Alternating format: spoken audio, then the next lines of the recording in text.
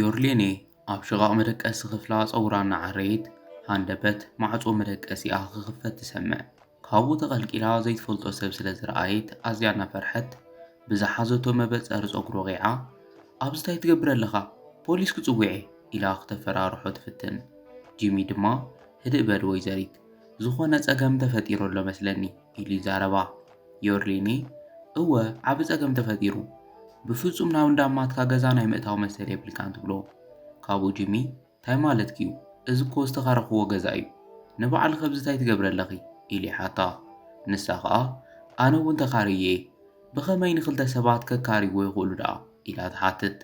ካብኡ ጂሚ "መዓዝ ዲኺ ተኻሪኽዮ?" ኢሉ ምስ ሓተታ "ቅድሚ ሰሙን" ኢላ ትመልሰሉ። ጂሚ ድማ "ኣነ ግና ቅድሚ 3 ሰሙናት እየ ተኻርዮ፣ ስለዚ ንስኺ ክትወጽ ኣለኪ" ኢሉ ይዛረብ። ኣብዚ ግዜ ዮርሌኔ "ኣነ እኮ ቀዲመ ኣትየ፣ ካብኡ ኸኣ ከም ሰብኣይ መጠን ኣነ ንኽጸንሕ ክትፈቕደለይ ኣለካ" ኢላ ትካትዖ። ጂሚ "ኣነ ቀዲመ ስለ ዝተኻረኽዎ ኣብዚ ገዛ ናይ ምውሳን ስልጣን ኣለኒ እዩ፣ ሕጂ ብቕልጡፍ ውፂ" ኢሉ የጠንቅቓ። ዮርሌኔ ግና "ኣነ ኣይከድን፣ ተደሊኻ ንስኻ ውፃእ" ኢላ ደረቕ ትብል። ካብኡ ጂሚ "ሓቂ ንምዝራብ ካልእ ገዛ ዝደልየሉ ግዜ የብለይን፣ ሎሚ ወሳኒ ኣኼባ ስለ ዘለኒ ሕጂ ብቕልጡፍ ክዳሎ ኣለኒ" ይብላ። ዮርሌኔ "ኣነ እውን እኮ ወሳኒ ኣኼባ ኣለኒ እዩ፣ ብፍጹም ኣይወፅእን" ትብል። ዮርሌኔ ቀጺላ "እንድሕር ኣይወፅእን ኢልካ ነቲ ንኽልቴና ዘካርየና ሰብ ንፀዋዓዮ እሞ ዝብሎ ንስማዕ" ትብሎ። ጂሚ ድማ "ጽቡቕ፣ ሕጂ ክድውለለ እየ" ኢሉ ይወፅእ። ብዙሕ ከይጸንሐ እታ መካረይት መጺኣ ፈለማ ንዝተፈጠረ ጸገም ንኽልቴኹም ካብ ልበይ ይቕሬታ ይሓትት። "እዚ ገዛ ብጌጋ ንኽልቴኹም ኢና ሂብናኩም" ትብሎም። ካብኡ ዮርሌኔ "ከጋጥም ይኽእል እዩ፣ ሕጂ ግና ብቕልጡፍ ነዚ ሰብ እዚ ካብ ዘውፅለይ" ኢላ ትሓታ። እታ መካረይት ግና "ይቕሬታ ወይዘሪት፣ ሕጂ ከምኡ ክገብር ኣይክእልን" ትብሎም። ጂሚ "ንምንታይ ነቲ ዝግብኦ ዘይትህብዎ ምስ በላ ምኽንያቱ ካልእ ገዛ ክረክብ ኣይክእልን፣ ኩሉ ተታሒዙ እዩ" ኢላ ትምልሰሎም። ብድሕሪኡ ዮርሌኔ "ኣነ ገንዘበይ ስለ ዝኸፈልኩ ኣውፅለይ ናይ ምባል መሰል ኣለኒ" ኢላ ድርቕ ትብል። እታ መካረይት ድማ "ብዛዕባ ገንዘብ ዘጨንቕ ነገር የብልክን፣ ኩሉ ገንዘብኪ ክንመልሰልኪ ንኽእል ኢና፣ ሕጂ ዘሎ መማረፂ ኣብዚ ገዛ ክልቴኹም ክትጸንሑ ጥራይ እዩ" ትብሎም። ኣብዚ ሰዓት ጂሚ "ኣነ ብሓሳብኪ ይሰማማዕ፣ ንዝተወሰነ ግዜ ክጽገም ይኽእል እየ" ይብል። ዮርሌኔ ድማ እናኾረየት "ንስኻ ደኣ ኣደዳኻ እንዲኻ ረኺብካ" ትብሎ። ጂሚ "እንታይ ማለትኪ?" ምስ በላ "ንዓይ ምስ ትመስል ምልክዕቲ ጓል ኣብ ሓደ ገዛ ክቕመጥ ዘይደሊ መን ኣሎ?" ትብሎ። ካብኡ ጂሚ "ቅድም ቀዳድም ንስኺ ናተይ ሕርያ ኣይኮንክን፣ ክቕጽል ከኣ ኣብዚ ገዛ ብሓደ ብንጸንሓሉ ግዜ ክንዘራረብ ኣይፈቅድን እየ" ኢሉ ይምልሰላ። ዮርሌኔ ንዘረብኡ ከም ዘይሰምዐት "በጃኺ ካልእ ገዛ ሃብኒ" ኢላ ነታ መካረይት ምልማን ትጅምር። እታ መካረይት ግና "ወይዘሪት ዮርሌኔ ተረድእለይ፣ ሕጂ ኣብ ኢደይ ገዛ ከም ዘይብለይ እኮ ነጊረኪ እየ" ኢላ ትምልስ። ካብኡ ጂሚ "ሕጂ ተረዲእኒ፣ ምሳይ ፍቕሪ ከይሕዘኪ ዲኺ ፈሪሕኺ" ኢሉ ይቕይዐላ እሞ ዮርሌኔ ማዕረ ክንዲ ዘይትወራዘ ድሕሪ ምባላ ኣብ መጠረሽታ ከይፈተወት እሺ ኢላ ትሰማማዕ። ኮይኑ ግና ንጂሚ "ብጥቓ ክፍለይ ክትሓልፍ እውን እንተሪኤካ ግና ፖሊስ ፀዊዐ እየ ከእስረካ" ኢላ ተጠንቅቖ። ካብኡ እታ መካረይት "ንዝተፈጠረ ጸገም ደጊመ ይቕሬታ ክሓተኩም፣ ስለ ዝተረዳእኹምለይ ከኣ ኣዝየ እየ ዘመስግን፣ ትደልይዎ ነገር እንተሃልዩ ንምድዋል ከይትዝከፉ" ኢላ ተሰናቢታቶም ትኸድ። ንሳ ምስ ከደት ጂሚ "ኣብ መጠረሽታ ክልቴና ተሪፍና" ይብላ። ንሳ ኸኣ እናጐየት ናብ ውሽጢ ተኣቱ። ብድሕሪኡ ዮርሌኔ ናብ ኣኼባ ምስ ኣተወት "ከመይ ውዒልኩም? ስለ ዘጸበኹኹም ይቕሬታ" ኢላ ኮፍ ንምባል ክትሓስብ ሃንደበት ፍጹም ዘይገመተቶ ንጂሚ ኣብኡ ሪኣቶ ኣዝያ ትስንብድ። ሓለቓኣ ክሪስቶፈር "ወይዘሪት ዮርሌኔ በጃ ኮፍ በል" ኢሉ ኮፍ ንኽትብል ይዕድማ። ጂሚ ኸኣ ተሲኡ ወንበር ስሒቡ ኮፍ እናበላ "ኣብዚ ኸ እንታይ ትገብር ኣለኻ?" ኢላ ትሓቶ። ንሱ ኸኣ ሰብኣይ ምዃነ የርኤኪ ኢልዋ ኮፍ በለ። ካብኡ እቲ ሓለቓ ኩነታቶም ርኢዩ "ትፋለጡ ዲኹም?" ኢሉ ምስ ሓተቶም ጂሚ "እወ ብሓደ ኢና ንቕመጥ" ኢሉ ይምልሰሉ። ዮርሌኔ ግና ከምኡ ምባሉ እናሕረቓ "ከምኡ ኣይኮነን፣ ብጌጋ ሓደ ገዛ ንኽልቴና ካርዩሙና" ኢላ ተረድኦም። ካብኡ እቲ ሓለቓ "ንምንታይ ንኽልቴኹም ብሓባር ከም ዝፀዋዕናኩም ይገርመኩም ይህሉ ይኾን እዩ፣ እቲ ምኽንያት ቦርድ እዚ ትካል ካብ ክልቴኹም ሓደ ክመርጽ ኣይከኣለን" ኢሉ የረድኦም። ጂሚ "እንታይ ማለትካ እዩ?" ኢሉ ምስ ሓተተ "ክልቴኹም ዝገርም ድሕረ ባይታ እዩ ዘለኩም፣ ነቲ ስራሕ ንኽልቴኹም ብማዕረ ብቑዓት ኢኹም" ይብሎም።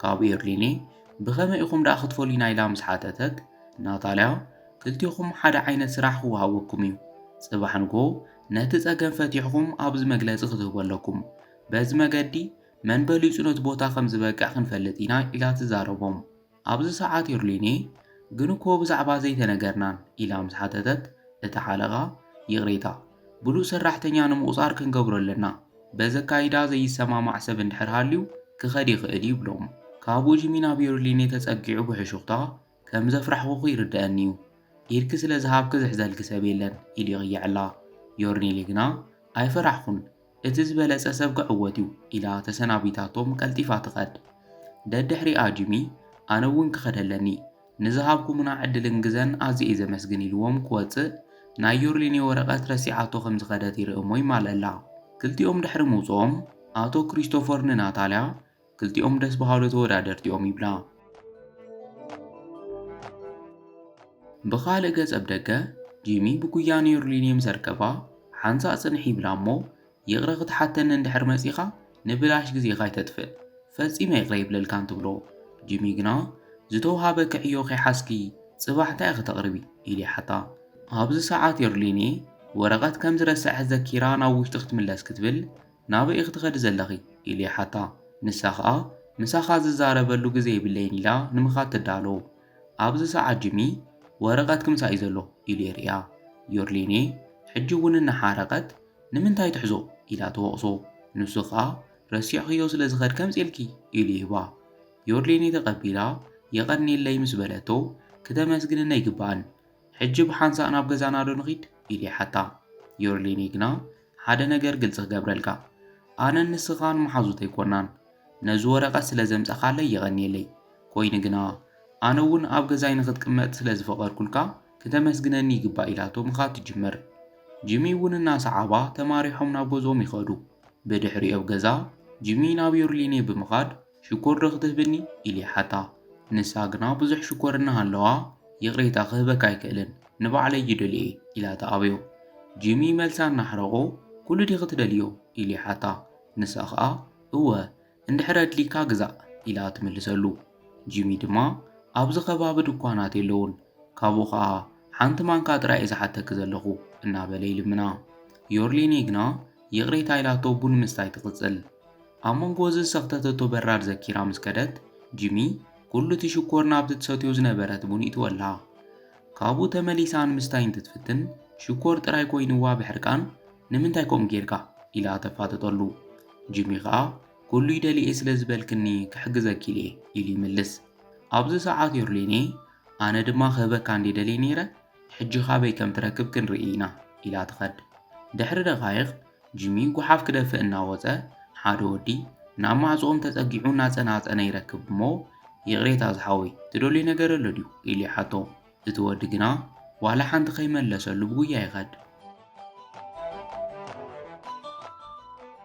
ብኻልእ ገጽ ኣብ ውሽጢ ዮርሊኔ እናሰርሐት ኮምፒተራ ተባላሻ እንታይ ዝብልዎ መዓት እዩ ሕጂ ኸመይ ጌረ ፕሮጀክተይ ሰሪሐ ንጽባሕ ንጎ ኸረክብ እናበለት ምጭናቕ ትጅምር ካብኡ እናማተአት ጸኒሓ ካልእ መማረፂ የብለይን ብምባል ተሲኣ ናብ ጂሚ ትኸድ እሞ እንድሕር ረቢሸካ ይትሓዘለይ ትብሎ ንሱ ኸኣ ጸገም የብሉን እንታይ ክሕግዘኪ ኢሉ ይሓታ ዮርሊኔ ሃንደበት እናሰራሕ ኩላ ኮምፒተረይ ተባላሻ ምስ በለት ጂሚ እሞ ሕጂ ናተይ ክህበክድ ይኽእል ኢኺ ኢሉ ይሓታ ካብኡ ዮርሊኔ ጸገም የብሉን ንዓኻ ምሕታተ እዩ ትጌጋ ኢላቶ ክትጅምር ጂሚ ግና ከምኡ ማለት ኣይኮነን ኣይተሕረቒ ከም ኣጋጣሚ ዕረፍቲ ክወስድ እናሓሰብኩ እየ ነይረ እንድሕር ደሊኺ ናተይ ክትሰርሕላ ትኽእል ኢኺ ኢሉ ይፈቕደላ ዮርሊኔ ብኣግራሞት ካብ ልብኻ ዲኻ ኢላ ትሓቶ ንሱ ድማ እወ ንስኺ ክሳዕ ትሰርሒ ሃበ ኣነ ኮምፒተር ክኽሪኣ ይብላ ዮርሊኔ እታ ኮምፒተር ተቐቢላ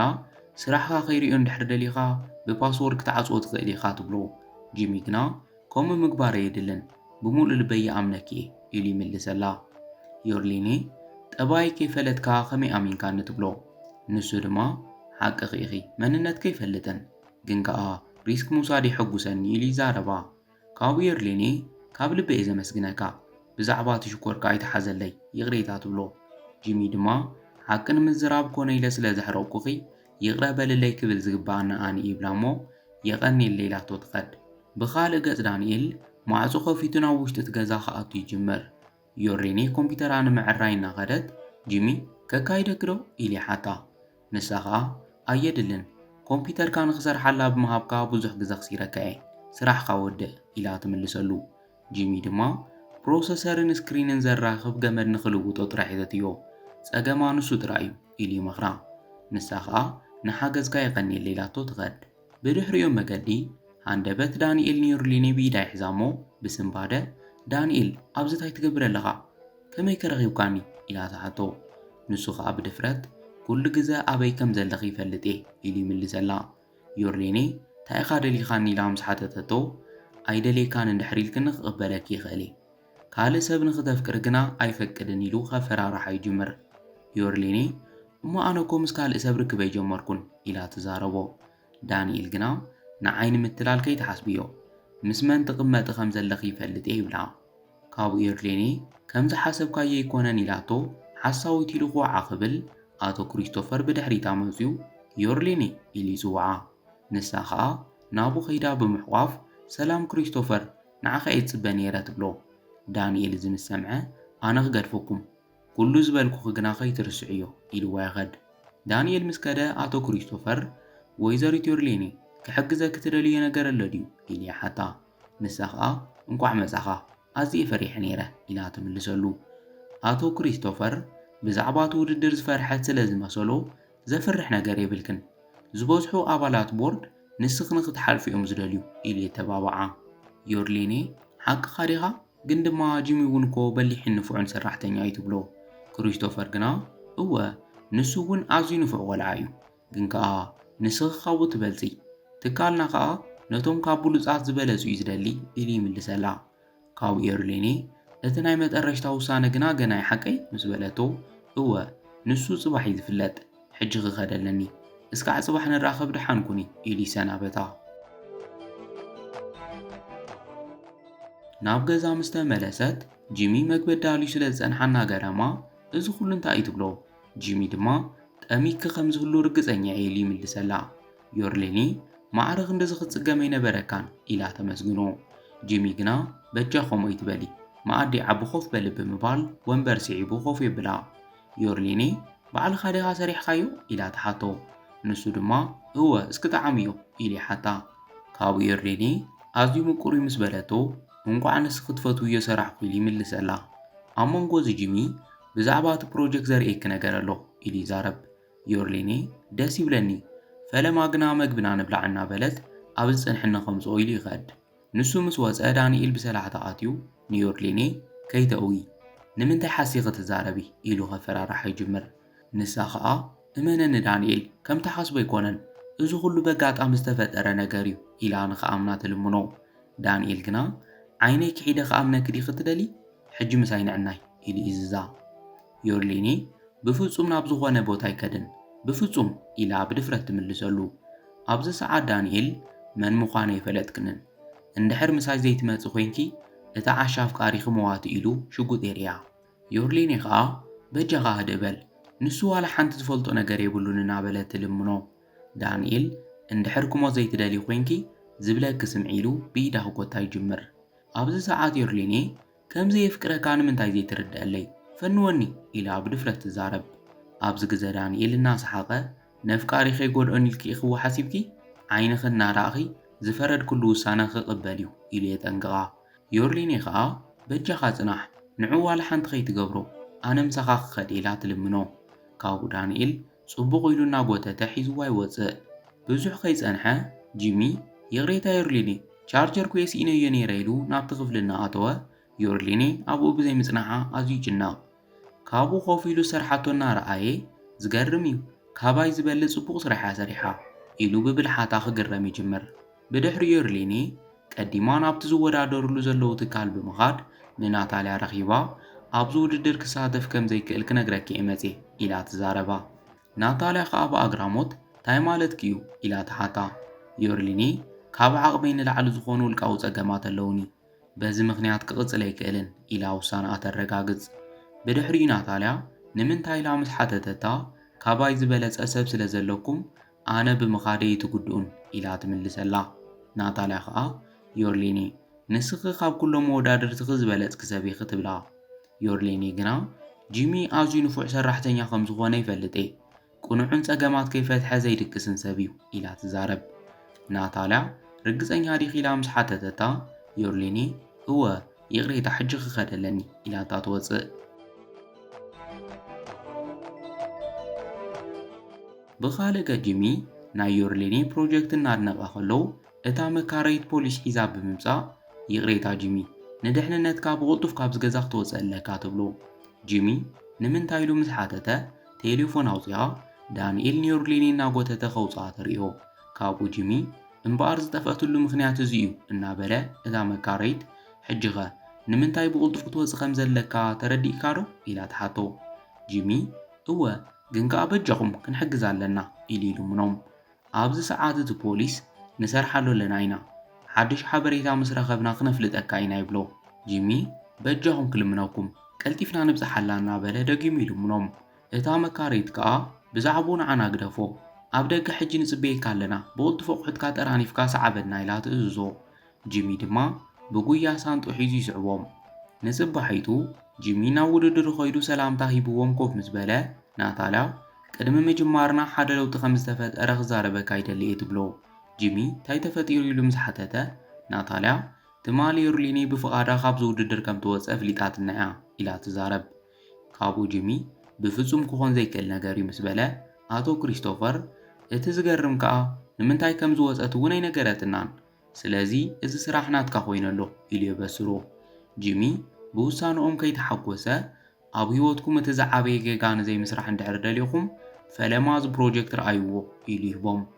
ኣቶ ክሪስቶፈር ነዚ ስራሕ ትወዳደር በይንኻ ስለ ዝኾንካ እቲ ፕሮጀክት ምርኣይ ዋላ ሓንቲ ለውጢ ኣይፈጥርን ኢሉ ይዛረብ። ጂሚ ከዓ ናተይ ይኮነን ናይ ዮርሌኒ ስራሕ እዩ እዚ ምስ ረኣኹም ንምንታይ ብቕልጡፍ ክደልይዋ ከም ዘለኩም ክርድኣኩም እዩ ልዕሊ ዝኾነ ነዚ ትካል ተድልዮ ሰብ ንስዓ ኣነ ግና ብፍቓደይ ካብዚ ውድድር ክወፅእ እየ ኢልዎም ንምኻድ ይዳሎ።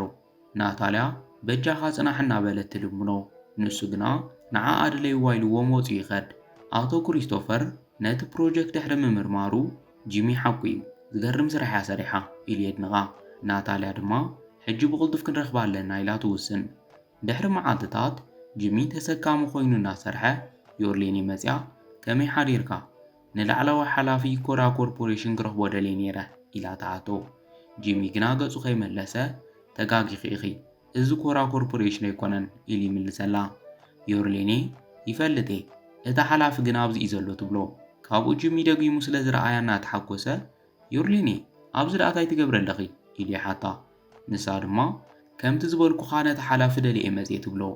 ካብኡ ጂሚ መን ዝበሃል ኢሉ ስምቲ ሓላፊ ምስ ሓተታ ጂሚ ኢላ ትምልሰሉ። ጂሚ ከዓ ዘረባ እናስሓቆ ከይትጋገይ ኣነ ብዚ ተራ ተሰካሚ ይብላ። ንሳ ግና ንስኻ ኣቑሑኻ ምስካም ዝዘለለ ብዙሕ ክእለት እዩ ዘለካ ምሳይ ክትሰርሕ ይደሊ እየ ትብሎ።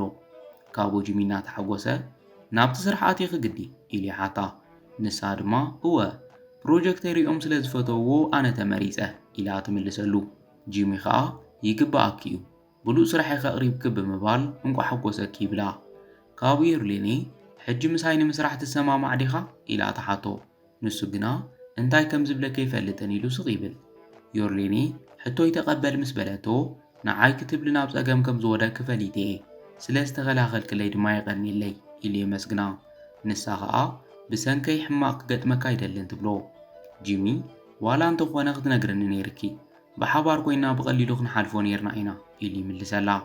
ብድሕሪ ዮርሌኒ ኣብቲ ሰዓት ኣዝየ ፈሪሐ ስለ ዝነበርኩ ከመዛዝነ ኣይከኣልኩን ትብሎ። ካብኡ ጂሚ ኢዳ ሒዙ ሕጂ ግና ዘፍርሕ ነገር የብልክን ምስ በላ ዝሓተትኩኻ መልሰለይ ምሳይ ንምስራሕ ተሰማሚዕኻ ዲኻ ኢላ ደጊማ ተኣቶ። ጂሚ ከዓ ንስኸ ብጎነይ ስካዕ ዘለኺ ዝደለኽዮ ነገር ንምግባር ድልው ይብላ እሞ ተተሓሒዞም ይኸዱ።